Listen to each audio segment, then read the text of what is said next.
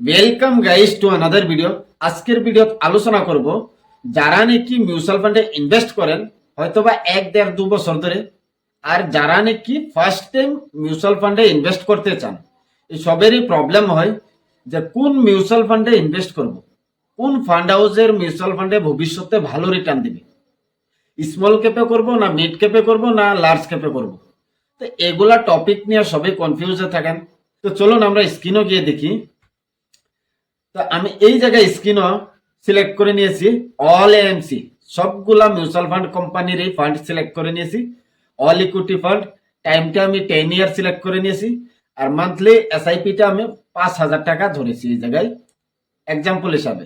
তো দেখুন, আজকের থেকে যদি 10 বছর আগে মানে 2015 থেকে 5,000 টাকা ইনভেস্ট করতেন এই কোয়ান্ট স্মল ক্যাপ ফান্ডে, তাহলে সেই 5,000 টাকাকে আজকের দিনও 23,43,815 রুপিস বানিয়ে দিত যদি 5,000 টাকা করে প্রতি মাসে ইনভেস্ট করতেন। রিটার্নটা দিয়েছে এই জায়গায় যদি সিএজিআর থেকে পার্সেন্টেজ হিসাবে 26% বেশি রিটার্ন দিয়েছে। 2 নম্বরে নিপন ইন্ডিয়াতে যদি করতেন তাহলে 5,000 টাকা প্রতি মাসে ইনভেস্ট করলে 2015 থেকে আজকের দিন পর্যন্ত এই জায়গা দেখুন নিপনে বানিয়ে দিয়েছে 21,77,039। যদি আমরা একদম নিচে যাই, নিচে গিয়ে দেখি আপনি একদম নিচের ফান্ডে যেটা নাকি খারাপ রিটার্ন দিয়েছে, একদম নিচে আছে, বটমে আছে Bank of India ELSS tax saver fund.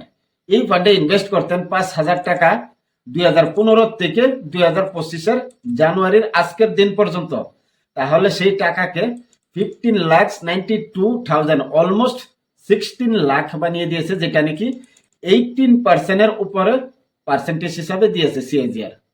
তো দেখুন, যারা নাকি কনফিউশনে থাকুন যে কোন ফান্ডে ইনভেস্ট করবেন, কোন ফান্ডে ভালো রিটার্ন দিবে, এগুলা কনফিউশন থেকে দূরে থাকুন।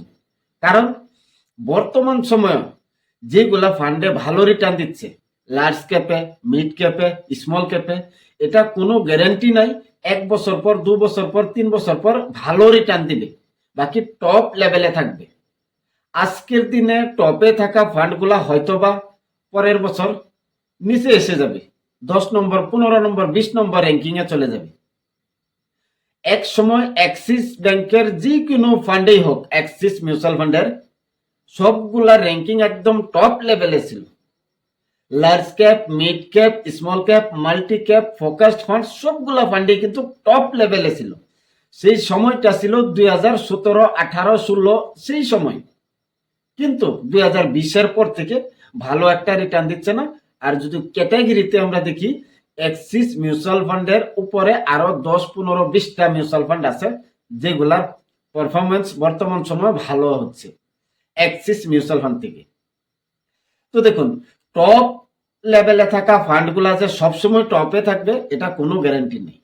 যদি আপনি লং টার্মের জন্য যেই কিনো খারাপ ফান্ডে ইনভেস্ট করে দিয়েছেন বা বটমে থাকা ফান্ডে ইনভেস্ট করে দিয়েছেন, তারপরেও কিন্তু মিউচুয়াল ফান্ডে যদি লং টার্মের জন্য ইনভেস্ট করেন, মিনিমাম রিটার্ন যেটা নাকি 12 থেকে 13%।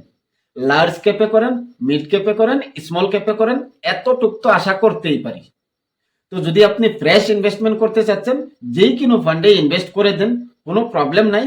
কিন্তু সময়ের সাথে সাথে আপনার শিখতে হবে আপনার গোল কি, প্ল্যানিং কি, কিসের জন্য ইনভেস্টমেন্ট করতেছেন, সেই হিসাবে আপনার ফান্ডগুলাকে প্ল্যানিং করতে হবে।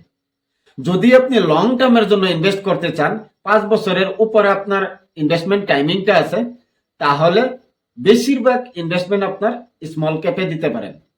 কারণ লং টার্মের মাঝে স্মল ক্যাপে সবই থেকে বেশি রিটার্ন দেয়। আর যদি 5 বছরের নিচে আছে আপনার ইনভেস্টমেন্ট টাইমটা, তাহলে মিড ক্যাপ, লার্জ ক্যাপে দিতে পারেন। আর যদি ফিক্সড একটা সময় 3 বছর, 4 বছর এই সময়ের ভিতরে আপনার টাকাটা লাগবে, এই টাকাটা, তাহলে ইন্ডেক্স ফান্ডে, আর না হলে মাল্টি ক্যাপে, আর না হলে ব্লু চিপ ফান্ডে এগুলাতে ইনভেস্ট করতে পারেন। তো এইভাবে ইনভেস্টমেন্ট করবেন। আর যারা নাকি ফ্রেশ নতুন ইনভেস্ট করতে চাচ্ছেন মার্কেটে, বা 1-2টা এসআইপি চালু করেছেন, কিছুদিন হয়েছে, 6 মাস, 1 বছর, তো এইভাবেই ইনভেস্টমেন্টটা প্ল্যানিং করতে পারেন। আপনার গোল কি আছে, যদি 10 বছর পর আপনার টাকাটা লাগবে, তাহলে লং টার্মের মাঝে কিন্তু স্মল ক্যাপে বেশি রিটার্ন দেয়। তো সেই হিসাবে আপনার স্মল ক্যাপে প্ল্যানিংটা করতে হবে। তো এরকম হিসাবে সময়ের সাথে সাথে মিউচুয়াল ফান্ড কিন্তু বদলি হবে। আপনার যতটুক সময় আছে হাতে, সেই হিসাবে মিউচুয়াল ফান্ডের ক্যাটাগরি সিলেক্ট করতে হবে। আর এই বিষয়ে কোনোদিনও কনফিউজ হবেন না যে ভালো মিউচুয়াল ফান্ড কোনটা হয়। লার্জ ক্যাপে সবের থেকে বেশি রিটার্ন কোন মিউচুয়াল ফান্ডে দিবে, স্মল ক্যাপে সবের থেকে বেশি রিটার্ন কোন মিউচুয়াল ফান্ডে দিবে, এগুলা বিষয়ে কনফিউজ হওয়ার কোনো দরকার নেই। যেই কোনো মিউচুয়াল ফান্ডের এইম সাইজটা যদি 5,000 করোড় টাকার উপরে আছে, সেই মিউচুয়াল ফান্ডটাই ভালো। র্যাঙ্কিং দেখে লাভ নাই, কারণ বর্তমান সময়ে যেই ফান্ডটা নাকি নাম্বার 1 নাম্বার 2 তে আছে পজিশনে, লার্জ ক্যাপে নাম্বার 1 এ আছে, মিড ক্যাপে নাম্বার 1 এ আছে, স্মল ক্যাপে নাম্বার 1 এ আছে। তো এই তিনটা ক্যাপের তিনটা ফান্ড সামনে 5 বছর 10 বছর যে নাম্বার 1 র্যাঙ্কিং এ থাকবে কোনো গ্যারান্টি নেই। এই বছর নাম্বার 1 এ আছে, হয়তোবা নেক্সট ইয়ার 10 নম্বর 12 নম্বর 15 নম্বর এরকম র্যাঙ্কিং এ যেতে পারে। তো তাই এগুলা র্যাঙ্কিং দেখে লাভ নাই। যেই কোনো মিউচুয়াল ফান্ডে ইনভেস্ট করে দিন, যদি 5,000 করোড় টাকার উপরে এইমটা আছে। এই জায়গা এইম ইম্পর্টেন্ট, কারণ 5,000 করোড় টাকার উপরে যদি এইম আছে, তাহলে সেই ফান্ডটা অবভিয়াসলি ভালোই হবে, কারণ এই ফান্ডে অনেক টাকা ভারতবর্ষের মানুষ ইনভেস্ট করে রেখেছে। আরেকটা বিষয় হলো, যদি 5,000 করোড় টাকার উপরে এইম সাইজটা আছে, তাহলে একটা কথা কি, সেই জায়গায় একটা ভালো এক্সপিরিয়েন্স ফান্ড ম্যানেজার আছে হাই লেভেলের।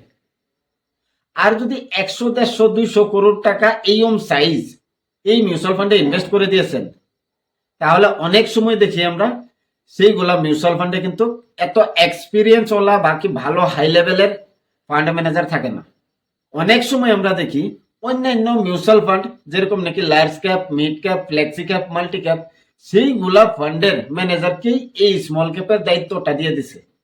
কারণ ছোট্ট মোটো ফান্ড মাত্র 200 করোড়, 250 করোড়, 300 করোড় এইম। এই জন্যেই 5,000 করোড় টাকার উপরে এইম থাকা মিউচুয়াল ফান্ড সিলেক্ট করবেন। সেই জায়গায় হাই লেভেলের হাই কোয়ালিটি ফান্ড ম্যানেজার থাকবে।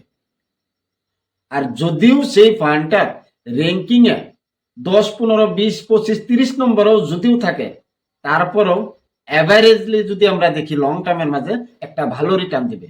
যদি কেউ একদম বটমে থাকা ফান্ডে যদি ইনভেস্ট করে দিয়েছে 5,000 টাকা প্রতি মাসে, আর কেউ একদম ভালো ফান্ডে ইনভেস্ট করে দিয়েছে, নাম্বার 1, নাম্বার 2, নাম্বার 3 এরকম ফান্ডে ইনভেস্ট করে দিয়েছে 5,000 টাকা প্রতি মাসে, 1 বছর পর, 2 বছর পর, 3 বছর পর, 5 বছর পর এই র্যাঙ্কিং গুলা কিন্তু চেঞ্জ হতেই থাকবে।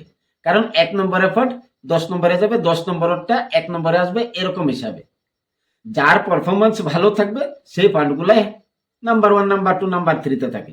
যার নাকি পারফরমেন্স খারাপ থাকে সেগুলা ফান্ড নিচে আসবে। বর্তমান সময়ে যদি আমরা দেখি কোয়ান্টের পারফরমেন্স কিন্তু অনেক খারাপ হয়ে গেছে। তো কোয়ান্ট ফান্ডের র্যাঙ্কিং দেখলে আমরা অনেক নিচের দিকে আসছে। তো কোয়ান্ট ফান্ড কি বরবাদ হয়ে গেছে নাকি? আসলে ব্যাপারটা এরকম না। এই সময়ে কোয়ান্টে যেই যেই জায়গায় ইনভেস্ট করে রেখেছে সেই স্টক গুলা ভালো হিসাবে চলতেছে না, এই কারণেই কোয়ান্টের পারফরমেন্স বর্তমান খারাপ দেখাচ্ছে। ভবিষ্যতে ঠিক হয়ে যাবে। এরকম অনেকবার আমরা দেখেছি, নিপনের সাথেও হয়েছে, এসবিআই মিউচুয়াল ফান্ডে হয়েছে, অ্যাক্সিস মিউচুয়াল ফান্ডে হয়েছে, এইচএসবি মিউচুয়াল ফান্ডে হয়েছে, অনেক সময় আমরা দেখেছি ইতিহাসে।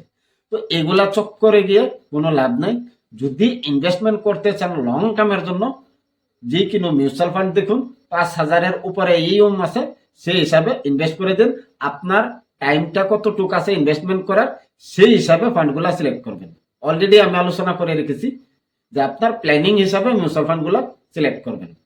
যদি লং টার্মের প্ল্যানিং থাকে, আনলিমিটেড টাইম 10, 12, 15, 20 বছর, তাহলে সবগুলো অ্যালোকেশন আপনি স্মল ক্যাপে দিয়ে দিতে পারেন, যেহেতু লং টার্মের মধ্যে সবের থেকে বেশি রিটার্ন দেয় স্মল ক্যাপে। এই জায়গায় দেখুন, all AMC equity small cap 10 বছরের টাইম আমি সিলেক্ট করে নিয়েছি। 5,000 টাকা প্রতি মাসে এসআইপিটা সিলেক্ট করে নিয়েছি।